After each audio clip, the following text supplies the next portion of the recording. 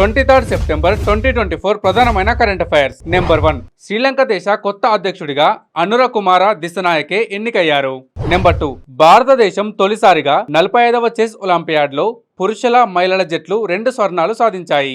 Number 3, రామగుండంలోని super critical పరిజ్ఞానంతో కొత్తగా thermal విద్యుత్ ప్లాంట్లను జెన్కో సింగరేణి సంస్థలు సంయుక్త భాగస్వామ్యంలో నిర్మించాలని తెలంగాణ రాష్ట్రం నిర్ణయించింది.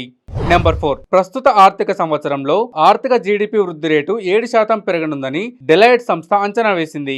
నెంబర్ 5, గోండి లిపి ఆవిష్కర్త, గోండి గుణింతాలు గణిత సృష్టికర్త కోగ్నాక్ జంగు సెప్టెంబర్ 22న మరణించారు. నెంబర్ 6, ఎస్సీ అట్రాసిటీ కేసుల్లో దేశంలోనే ఉత్తరప్రదేశ్ అగ్రస్థానంలో ఉందని కేంద్ర సామాజిక న్యాయ శాఖ 2022 నివేదికలో వెల్లడించింది. గెస్ ద ఆన్సర్ లో ఈరోజు ప్రశ్న: ఏ దేశం 3000 టన్నుల పద్మపులాస చేపలను భారతదేశానికి ఎగుమతి చేయడానికి ఆమోదం తెలిపింది? మీ ఆన్సర్ ని కామెంట్ రూపంలో తెలపండి.